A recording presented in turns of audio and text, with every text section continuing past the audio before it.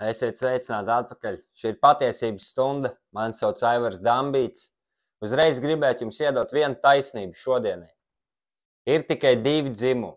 Es ceru, ka jūs nesat aizmirsis par to.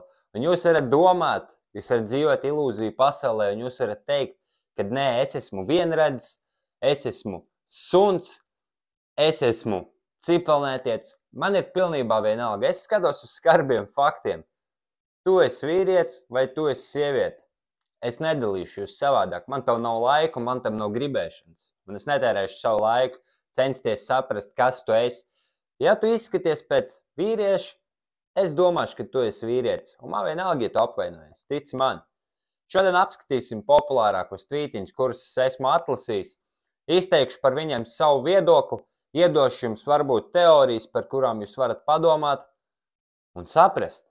Varbūt šī nav visa taisnība, ko es redzu pasaulē.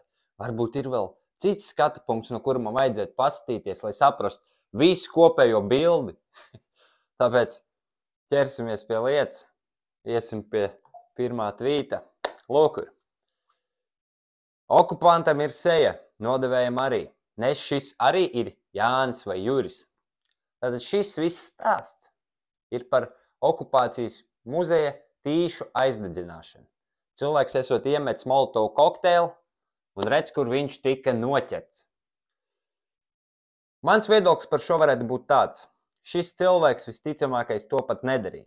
Varbūt tas ir vienkārši garām gājējs, varbūt tas ir cilvēks, kuram samaksāja. Varbūt tas ir vienkārši, varbūt arī viņš ir vainīgais, ja? Varbūt. Bet es teiktu ar kaut kādu 95% iespējamību, ka šis cilvēks nav ne pie kā vainīgs. Valsts policija vienkārši gribēja parādīt. Redz, ka mēs ātri noķērām vainīgo. Redz, kādi mēs esam maleči. Es varu derēt to, ka šis cilvēks nav īstais vaininieks, īstais noziedznieks. Tas nav pareizi darīt šādas lietas, kas notika. Ja? Tajā vakarā okupācijas muzejā tika iemests molotovu kokteils. Es vairāk pat teiktu, ka tie varēja būt kādi ekstrēmisti vai latvieši, vai arī speciāli piesūtīti tam cilvēku. Es šaubos, ka šis te vīrietis bija patiešām tas galvenais atbildīgais, kurš, teiksim, nāca klajā ar šo ideju un realizāciju tās, jā. Kā arī es redzēju citus postus par to, ka esot arī aizturēts sievieti un vēl kas tur.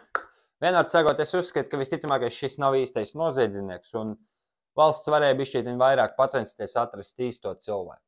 Viņam vienkārši jāparāda, ka viss kārtībā, mēs esam maleči, mēs strādājam, cilvēki nereizēties. Bet realitāte ir tāda, ka viņš nemaz visticamāk nav vainīgs. To es varētu pateikt par šo. Cilvēku komentāros raksta Ivans Jēkabs. Viņi vienkārši smējās, respektīvi, viņi nesaprot reāls fakts, kā īstenībā varētu būt. Jo ir bieži vien notiek tādas lietas, kad random cilvēks tiek ietupināts. Varbūt Latvijā ne tik ļoti, vai arī mēs par to neuzzinām tik daudz, bet, teiksim, rietumu pasaulē noteikti, un tas notiek ļoti bieži tur. Nākamais tvīts. Jimmy's Carters izsakās šādi. I think a full investigation would show that Trump didn't actually win the election in 2016.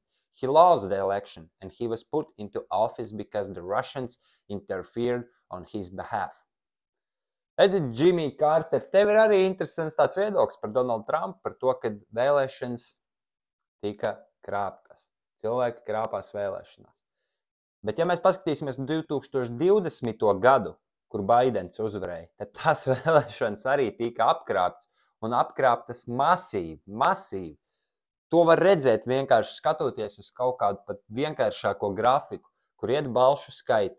Trumps ir augšā ar labu atspērienu, bet pēc tam redzēt vajadzēja balsis pārskaitīt. Un pēkšņi 4 no rīta Baidens aizlic vienkārši garām taisnā līnijā uz augšu pēc grafika. Viņš apsteidz visus Amerikas prezidents pēc balšu skaita, pat Barack Obama, kurš skaitījās vispasaules mīlētākais prezidents, varētu pat tā teikt. Jo pirmais melnais Amerikas prezidents arī. Jā, cilvēks ieguva Nobela laureātu. Tā kā es šaubos, vai Baidena runas spēja tik ļoti iedvesmot cilvēks varbūt kā Obamas, bet Obama arī ir mīksts cilvēks. Par to mēs varbūt parunāsim pavisam citā epizodē. Tagad ne par to, bet par Jimmy Carter izteicieniem. Jimmy's Carters iespējams arī ir nopirkts cilvēks, vai arī viņš patiešām tā domā, un viņš tiešām tic, ka 2016. gada vēlēšanas Amerikā arī tika apkrāpts un cilvēki tika apmānīti. Tad redziet, tieši to pašu es varu arī pateikt par 20. gada vēlēšanām. Un kaut vai mēs pieņemtu to, ka gan Trumpa vēlēšanas, gan arī Baidena uzvara tika apkrāptas, un viņi abi kļuva par prezidentu varbūt nelegālā veidā, jā. Un ja mēs aizmirstam šos te divus faktus un pieņemam to, ka viņi tīri kļuva par prezidentu viņu ģenialitātes pēc, tad jebkurā gadījumā Trumps bija labāks prezidents nekā Joe Baidens, jo vismaz kamēr Trumps bija tā teikt pie Amerikas stūres, nekāds karš nesākās. Tā kā izdariet secinājumus paši. Iesim tālāk. Kristofs Hūdelis atbild uz Edgara Rinkēviča tvītu. Tas jau liekas smieklīgi. Dear Elon Musk, you are such a dumb fuck, saka Kristofs Hūdelis. Un Edgars Rinkēvičs savukārt. Dear Elon Musk, the reason NATO was founded, exists and will last is Russia and other enemies of the free world. Ja godīgi es teiktu, ka Amerika ir pat vairāks un lielāks drauds brīvai pasaulē nekā pati Krievija. Jā. Ja mēs paskatāmies, Amerika ir nopirkusi visas ziņas Eiropā praktiski arī visā pasaulē.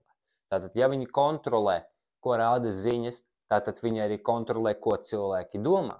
Un viņi var likt cilvēkiem domāt to, kas viņiem ir nepieciešams. Jo visi cilvēki pārsvarā skatās ziņas, bet kas ir vēl smieklīgāk, viņi tam tic. Viņi tic tam, ko viņi redz ziņās. Bet atbildiet sev šādu jautājumu. Jūs vienmēr dzirdat, Ukraina uzvar, Ukraina uzvar. Katrs video, kur var redzēt, mirst jauni Ukraiņu vīrieši. Gāzā, Izrēlā tiek nogalināti bērni, bet katrs mirušā bērna video ir filmēts Palestīnā. Vakcīnas jūs izglābs, vakcīnas jums palīdzēs. Cilvēki tāpatās mirst no Covid. Tad kāda jēga vispār skatīties ziņas, ja tur nav taisnības? Un par šiem draudiem es vairāk uztvertu, ka cilvēku demoralizācija ir visnāvējošākais ierocis cīņā. Jo tā māksla ir tāda ļoti interesanta. Viņi uzvar cīņu, kura vēl pat nav sākusies. Kā teiksim, cilvēki var iet vispār cīnīties, ja viņi ir demoralizēti? Viņi nespēj saprast, kāpēc viņi jūtās bēdīgi. Varbūt vajadzētu kaut ko mainīt. Viņi nevar nopelnīt tam, ko viņi grib. Viņi neredz visu kopējo bildi. Viņi ir depresijā, jo viņi tic, ka viņi ir īsti atkal jau, jā? Tā kā Elons Musks noteikti nav stulbs cilvēks, un viņš noteikti nav slikts cilvēks. Varbūt viņš ir izdarījis kaut kādas nepārāk labas lietas, bet kurš gan viņas nav izdarījis?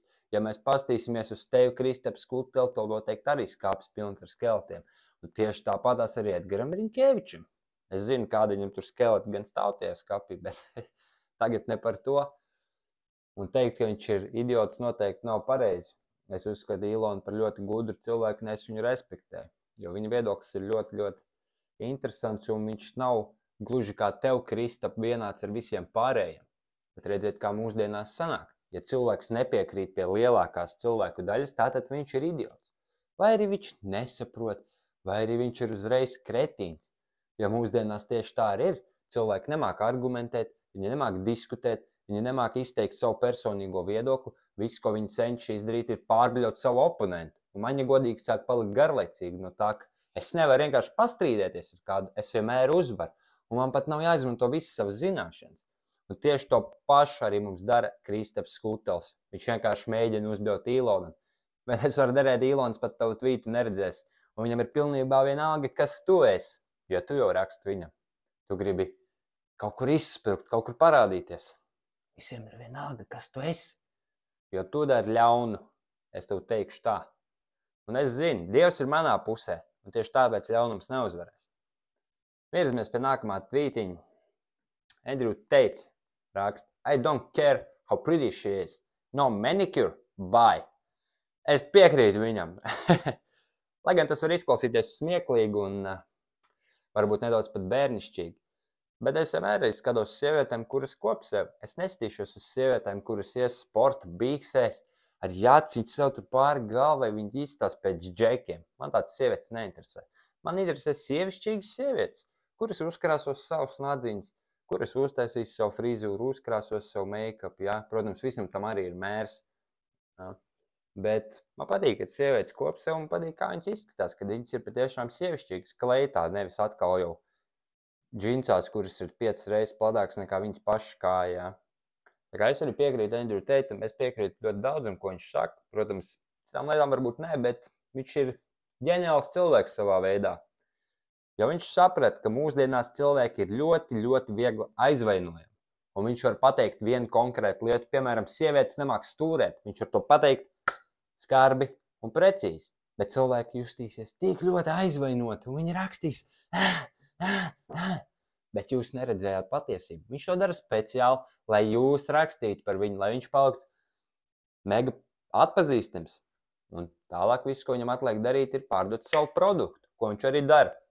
Tā kā viņš noteikti ir ģēnijs marketingā, un viņš ir izdarījis daudz priekš jauniešiem, manuprāt, jo viņš stāsta, ka tu nedrīkst padoties, tev ir jāstrādā, nevajag čīkstēt, jo tas neko nemainīs, nevajag sēdēt depresijā, jo tas neko neizmainīs, vienīgais, kas izmainīs, esi tu vari izmainīt visu, kas notiek ar tevi, tu vari izmainīt savu dzīvi, kļūt par labāko pašu sevis versiju, uztaisīt sev skaistu, spēcīgu ķermeni, trenēt savu prātu, lai tu būtu spējīgs atpazīt, kas ir patiesība, kas nav, un kas tev ir nepieciešams un kas nav. Tāpēc, jā, Andrew Tate ir ļoti labs cilvēks.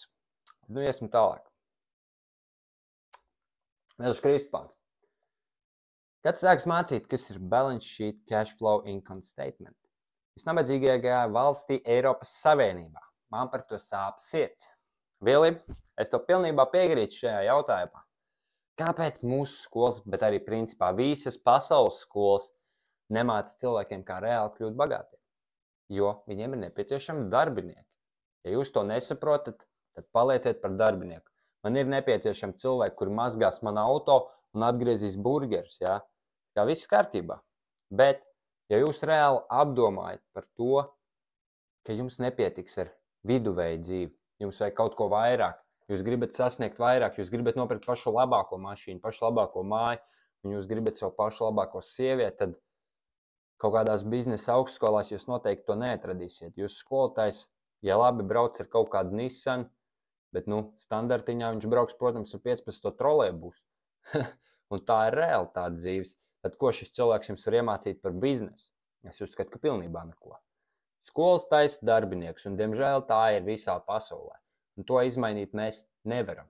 Bet tas, kas ir iespējams, un tas, kas ir jūsu rokās, tas ir izvēlēties pareizes nozares. Neizvēlaties iet par varbūt nozari vai par speciālistu, kur jūs nevarēsiet nopelnīt labai dzīvei, ja jūs to patiešām vēlaties. Meklēt informāciju internetā. Ir miljoniem dažādu veidu, kā nopelnīt naudu legāli. Bez visādiem apmāniem, bez skamiem, bez cilvēku apkrāpšanas un naudas zakšanas. Jūs varat legāli un nevainojot nevienu citu cilvēku nopelnīt daudz naudas. Tas ir ļoti svarīgi. Es biju nākamā. Tāds. People no longer believe working hard will lead to a better life. Survey shows. Redziet, es arī piekrītu šim pilnībā faktam. Jūs nevarat nopelnīt labai dzīvei ar vienkāršu darbu. Jūs fiziski nevarat. Jūs varat teikt, labi, pieņemsim, es nezinu, cik tagad ir laba alga Rīgā. 2000, 2,5. Piemēram, jūs saņemsiet 2000 eiro mēnesī. Tas it kā ir laba alga, ja skatāmies atkal uz vidēju un uz minimālu. 2000 eiro mēnesī jūs pelnat, un pieņemsim, jums nav jāmaksā par īri, jums nav jāmaksā par drēbēm, par ēdienu, un jūs katru mēnesi atliksiet 2000 eiro sev banciņā. Gada beigās jums būs 24,000 eiro. Vai tad tā ir iespaidīga summa? Nē, tā nav iespaidīga summa. Jūs nevarat pat aiziet nopirkt jaunu automašīnu, piemēram, BMW 5. sērijas. Jūs nevarat pat to izdarīt ar veselu gada iekrājumu, ja jūs netērējat ne centa savai dzīvei. Ne centa. Tad cik jums ilgi vajadzēs, lai nopirktu automašīnu, kur maksā 300,000 eiro? Padomājat par to? Jums vajadzēs dzīves iekrājumu, netērējot ne centa no sava maka, lai nopirktu šādu automašīnu. Tas ir elementāri. Ar vienkāršu darbu jūs nenopelnīsiet labai dzīvei. Un jūs varat teikt, Jā, bet man vajag pastrādāt, man tas jāmaksā, man šīties. Es uztaisīšu drošības spilvenu, un tad es mēģināšu, un varbūt man sanāks. Nedomājiet tā, jums visticamākais ir vēl ļoti daudz brīva laika, lai jūs varētu jau mēģināt tagad. Jūs vienkārši to neredzat. Ko jūs darat, kad jūs atnākat mājās no darba? Apsēžaties, iet YouTube, skatieties kaut kādus smieklīgus video, bezjēdzīgi tērēt savu laiku. Pat darbā jūs visticamākais nestrādājat ar 100% atdevi. Jūs stāvat pie kūlera, dzerat ūdentiņu, runājaties pusstundām ar kolēģiem. Es nezinu, toltē sēžat savā telefonā, skatoties TikToks. Realtātē jūs varētu jau sākt darīt un mēģināt kaut kādu side hustle uztaisīt vai nopelnīt naudiņu. Visvienkāršākais veids, kā mūsdienās var pelnīt, tas ir pārdot informāciju. Varbūt jūs esat speciālists kaut kādā konkrētā jautājumā vai nozarē. Pamēģiniet pārdot tos pašus online kursus, cik jums ilgi aizņems ar telefonu kaut vai uzfilmēt video, vai ir vienkārši uzrakstīt kaut kādu e-grāmatiņu mazu un pamēģināt viņu pārdot. Tas neko jums netraucē izdarīt, un tas neko nemaksā praktiski. Tāpēc pamēģiniet droši, varbūt kaut kādu side hustle, un viss jums noteikti sanāks. Tā, paskatīsimies kādu citu cītiņus, vai esam tālāk. Tad reklāmiņas mums neinteresē. Tātad karta bez Krievijas. Nu, tas ir smieklīgi, jo tā pasaule nestrādā. Tas, kas ir noticis, tas ir noticis, un tu to nevari izmainīt. Un es varu darīt, ja nebūtu Krievijas, tad būtu pat sliktāk īstenībā. Jo, ja nebūtu savulaik Krievijas, tad mongoļi būtu iekarojuši visu Eiropu. Un varbūt mēs tagad būtu nevis latvieši, bet mēs būtu mongoļi. Un mums būtu skaists mongoļu sievas blakus. Un mēs vēl aizvien varbūt ietu medīt mamuts. Kurš par to zina? Jo vēsturi nevar izmainīt. Kāda viņi ir, tāda viņi ir. Tu ciemojies un saproti, ka ir ģimenes, kuras Latvijā ir zudušas. Tā vienkārši bērni 2 līdz 4 un nav. Priekš mums nav, diemžēl. Nu, Sandis Gugāns, ja tev ir žēl to, kad Latvijā ģimenes pazūd un bērni paliek arvien mazāk un mazāk, tad varbūt nevajadzēja braukt prom no tas Latvijas. Varbūt tu būtu bijis tas viens spējīgais, kurš Latviju padarītu varenu atkal un apdzīvot. Bet nē, tas būšu es. Bet Sandi Gugāni droši vien kaut kādā Skandināvijā sēdi un pelna savu kapeiku. Es vēl tev veiksmi. Tā, šo mēs nestīsimies. Tas nav interesanti. Tas nav interesanti. Tas ir garlaicīgi. We're living in 1933 and Trump is Hitler. Šis cilvēks pat nav spējīgs ielikt savu seju kā profilu attēlu, tad kāpēc viņš vispār izsakās, ja viņam ir bail par savu viedokli? Ja tev ir bail izteikt savus vārdus, tad paliec par mīkstu un turpini tā dzīvot. Vienam neinteresē. A man was found guilty in a court of law of sexually assaulting a woman and then repeatedly defaming her. Many of you are planning on voting for him for president. What exactly is wrong with you? Cilvēks atkal runā par Trumpu. Teiksim, šeit labs piemērs būtu par Maiku Taisonu. Ziniet, kā advokāti aizsargāja Maiku Taisonu, kad viņam bija tiesa par sievietes izvarošanu? Advokāti viņu aizsargāja apmēram tā. Jā, bet tas ir Maiks Taisons. Jebkura sieviete, kur ienāks Maika Taisona mājā, tiks izvarota. Tā sieviete pati ir vainīga. Tāda aizsardzība bija Maikam Taisonam. Un sievietes to darījuši ir ļoti, ļoti ilgi, un viņas to darīja mūsdienās. Viņas krāp vīrieši. Viņas mēģina izkrāpt visu viņu naudu, kas viņam ir. Viņas ienāks, aizskries projām ar asadām, tā lai to redz liecinieki, varbūt paprasīs kādas viņas pazīstamam, lai uzsit viņai pāris zilumus un pateikt, kad viņu izvaroja slavenība, kuram ir daudz naudas. Tā sievietes, diemžēl, dara, un tā ir pasaules realitāte. Es neesmu redzējis, ka to darīt vīrieši otrādi, bet, diemžēl, sievietes tā dara. Ir daudz tādu sliktu cilvēku uz mūsu pasaules, un bez viņiem nevar, jo, ja mēs dzīvotu pilnīgā utopijā, tad noteikti dzīve būtu ļoti, ļoti garlaicīga. Un pasaule iespējams jau būtu izmirusi vai arī iznīcināta. Jo, ja pasaulē ir pilnīgākā utopija, tad neviens cilvēks nav gatavs tam, kas var notikt. Un parādīsies viens trakais un pēkšņi viņš pats saka, ka viņš ir pasaules karalis. Bet pasaulē taču pilnīga utopija, un neviens nebūs spējīgs viņam pretoties. Tāpēc ir jāpriecājas par to, kā tieši tagad ir, jo viss notiek tā, kā tam jānotiek. Marts Saulēns +4 grādi vidējais latvietis. Tas ir ļoti labi. Tas ir krietni labāk nekā iet uz klubiem, sēdēt, dzert un skatīties uz nepilngadīgām meitenēm. Tas ir ļoti labi. If I lose this account, no, it was worth it. We at least need to know where exactly the money is going and what the exit strategy is. Either way, government spending is out of control. Like paying you, Joe J. Platse. Ļoti interesanti. Džows cenšas atkal jau izbraukt uz Īlonas slavas. Īlons ieminējās par to, kur iet mūsu nauda, bļēns. Es gribu redzēt konkrēts atskaits, kur mūsu nauda tiek tērēta. Kāpēc nav šo atskaitu? Tas visticamākais ir atkal par Ukrainas finansēšanu, jā? Un cilvēks atbild, tas ir gluži kā maksāt tev. Bet Ilons Masks ir biznesmens. Un kad viņš nopirka Twitter, viņš atnāca. Tā, es esmu biznesmens, viss notiks tā, kā es to redzu. Viņš atlaida bariņu ar nevajadzīgiem cilvēkiem, kuri sēž tur vienkārši ilgās tikšanās un apspriež kaut kādu musuru par vegānismu vai par LGBT. Viņš pateica, nē, tā nenotiks. Es prasīšu par saviem pakalpojumiem naudu. Un viss. Un mēs sāksim pelnīt. Viņš ir biznesmens, kurš zina, ko dara. Un viņš noteikti zina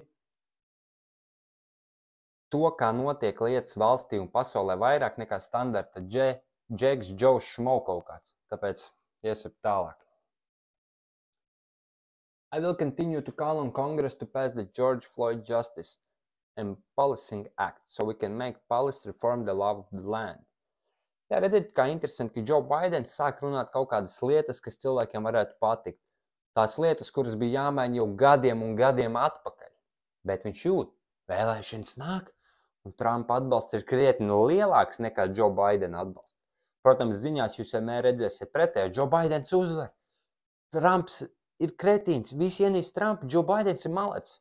Jūs redzēsiet ziņās tikai to. Un viņš saprot, ka realitātē nemaz nav tā, kā viņam liekas. Un viņš cenšas tagad atkal cilvēks ievilidāt, pastāstīt, es izdarīšu šo, es izdarīšu to, bet kāpēc viņš to neizdarīja tad, kad viņš bija pie amata? Viņš gan pašlaik vēl ir. Bet kāpēc viņš to neizdarīja? Viņam bija daudz laika, lai to panāktu. Bet viņš bija pārāk aizņemts, lai finansētu citas valsts. Tāpēc iesim tālāk. Paskatīsimies šo vēl tvītiņu un beigsim uz tā arī. Breaking. A confused Trump again forgot who the current president is, calling Joe Biden Obama. If Biden ever referred to Trump by the wrong name, the media would run a full day of stories about Biden's cognitive decline. Why do they give Trump a pass? Džons Kūpers stāsta tagad par to, ka amerikāņu ziņas vienmēr atbalsta vairāk Trumpu nekā Biden, bet tie ir pilnīgākie meli. Jo jūs pastīsiet ziņas, ir bijušas konferences, kur tiek speciāli uzgriezts siltums tik ļoti, lai Trumps personīgi, kurš atradās tajā brīdī uz skatuves, sāktu ļoti spēcīgi svīst. Bet viņš vīrietis ir gudrs. Un saprotot visu situāciju, viņš tiešajā ēterā ieminējās. Rītdien visas ziņas būs pilnas par to, ka Trumps neizskatās labi. Trumps ir saslims. Šeit ir ļoti karsts, šeit ir 30 grādu temperatūra pēc Celsija. Kā jūs domājat, es nesvīdīšu? Un, protams, nākamajā dienā visas ziņas Amerikā stāstīja par to, ka Trumps ir saslims. Trumps neizskatās labi. Ar viņu kaut kas nav kārtībā. Tāpēc es uzskatu, ka Džona Kūpera arguments ir pilnīgs mēsls un viņš nesver neko. Iesim tālāk.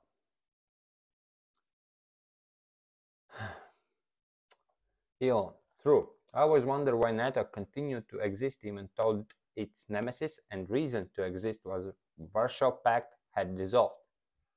Jā, tā īstenībā ir, jo tika noslēgts taču Varšavas pakts, kur NATO apsolījās neiet uz austrumiem vairāk ne centimetru, bet visu šo gadu laikā viņi ir atvēruši ļoti daudz jaunu bāžu, daudzās jaunās valstīs, man liekas, bija 5 jaunas valstis pēc šī līguma noslēgšanas, un viņi savu daļu ir pārkāpuši vairāk kārt. Savukārt, ja mēs skatāmies uz Krieviju un es necenšos viņu aizstāvēt, viņi nav pārkāpuši savu NATO norunu.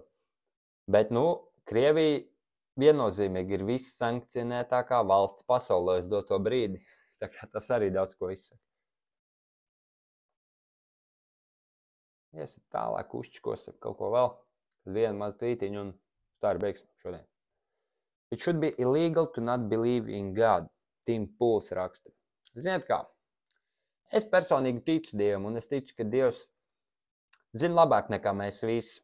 Un tur, kur cilvēkam ir jānonāk, tur viņš arī nonāks. Jo Dievs ir vislabākais no plānotājiem. Bet atkal jau par to, ka tas būtu nelegāli neticēt Dievam, es neuzskatu, ka tas ir pareizi. Jo tomēr cilvēks ir brīvs, un viņam ir brīva izvēle izvēlēties ticību. Vai nu ticēt Allaham, būt musulmanim, vai nu būt budistam, vai arī būt kristietim, vai ir pareizticība, vai katolim. Ja? Tā ir cilvēka brīva izvēle. Vai arī varbūt cilvēks vispār netic Dievam. Bet es uzskatu, ka dzīve bez Dieva būtu krietni bēdīgāka. Jo es jums varu pastāstīt vienu piemēru, pēc kā es domāju, kāpēc Dievs ir īsts. Pieņemsim, jūs lidojat ar lidmašīnu pāri okeānam. Lidmašīna pēkšņi krīt lejā, tās dzinēji pārstāja darboties, un jūs strauji ielidojat okeānā. Jūs esat vienīgais izdzīvojušais. Jūs izpeldat no šīs lidmašīnas un saprotat to, ka ir viena sala pa kreisi un viena sala pa labi. Pieņemsim, jūs sākāt peldēt uz salu, kas ir pa labi no jums. Jūs aizpeldējat uz šo salu, un uz tās salas dzīvo neandertālieši. Viņi netic pilnībā nekam, ne Dievam, ne Velnam, viņiem ir vienalga. Līdz ko jūs spērsiet soli uz viņu zemes, jūs tiksiet nogalināti un apēsti. Varbūt neapēsti, bet jūs noteikti tiksiet nogalināti, jo cilvēkiem nav nekādas ticības. Savukārt jūs izvēlēties peldēt pa kreisi. Jūs peldat, spērat soli uz šīs zemes, un tur ir cilvēki, kuri tic Dievam, un viņu ticība neļauj viņam nogalināt sev līdzīgos. Un jūs izdzīvojāt tikai tāpēc, ka Dievs kā ideja bija pietiekoši spēcīgs, lai jūs izglābtu. Tad redziet, šajā brīdī Dievam pat nevajadzēja atnākt uz pasauli. Viņš kā ideja izglāba jūsu dzīvību. Kā droši varat padomāt par to. Pārslēgsim ekrāniņus. Tātad. Vēlos atgādināt jums to, ka ir tikai 2 dzimumi. Cenšieties katru dienu kļūt labāki. Netērējiet laiku velti uz kaut kādām nevajadzīgām vai mazsvarīgām lietām, kā TikToks, pornogrāfija, dzeršana, marihuāna. Tas viss ir nevajadzīgi. Jums to nevajag. Jūs neesat vēl nopelnījis labai dzīvē, lai atpūstos tagad. No kā jūs esat piekūsis? Padomājiet par to. Varbūt jūs piekūstat vairāk no datorspēlēm, vai no bezgalīgās nekā nedarīšanas. Mēģiniet to saprast. Tiksimies jau nākamajā patiesības stundā. Neaizmirstiet piesakot kanālam un apmeklēt manu mājaslapu pbt.lv.